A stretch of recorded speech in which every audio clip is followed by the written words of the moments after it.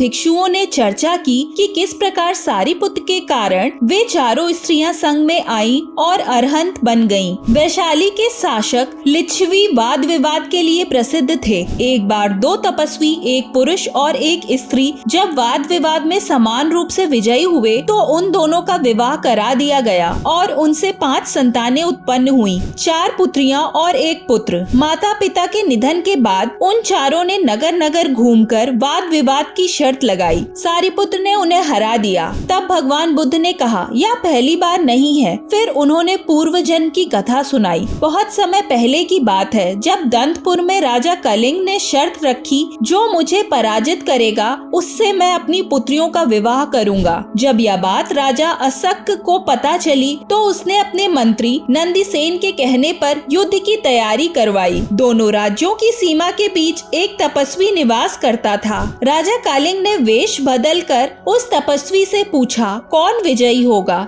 तपस्वी ने कहा, आज रात इंद्रदेव यहाँ आएंगे, मैं उनसे पूछूंगा। तपस्वी ने अगले दिन बताया कि इंद्रदेव ने कहा कि कालिंग विजयी होंगे और असक पराजित। यह भविष्यवाणी शीघ्र ही फैल गई। नंदीसेन स्वयं भी तपस्वी के पास गए और पूछा। तपस्वी ने पुनः कहा, कालिंग विजयी होंगे। नंदीसेन ने पूछा, क्या कोई शकुन भी होंगे? तपस्वी बोला, हाँ, कालिंग का रक्षक देवता श्वेत बैल होगा और असक का रक्षक देवता काला बैल। दोनों आपस में युद्ध करेंगे, एक जीतेगा दूसरा हारेगा। ये देवता केवल दोनों राजाओं को ही दिखाई देते थे। नंदीसेन ने राजा अकस्य से पूछा, क्या आप रक्षक देवता को देख रहे हैं? राजा बोला, हाँ, कलिंग का श्वेत है, हमारा काला, लेकिन हमारा बैल दुखी प्रतीत हो रहा है। राजा असक ने भाला फेंका और नंदीसेन के संकेत पर हजारों भाले उसी स्थान पर फेंके गए। कलिंग का रक्षक देवता मारा गया। यह देखकर राजा कलिंग भयभीत होकर भागकर तपस्वी के पास गए और पूछा कि देवताओं की भविष्यवाणी कैसे गलत हुई? तो तपस्वी ने पुनः इंद्रदेव से पूछा। तब इंद्रदेव ने कहा, देवता उस व्यक्ति की विजय में बाधा नहीं डालते जो दृढ़ संकल्प वाला हो। साहस और पुरुषार्थ से देवताओं की भविष्यवाणी भी बदली जा सकती है। राजा कलिंग की पुत्रियों का विवाह राजा असक्य से हुआ।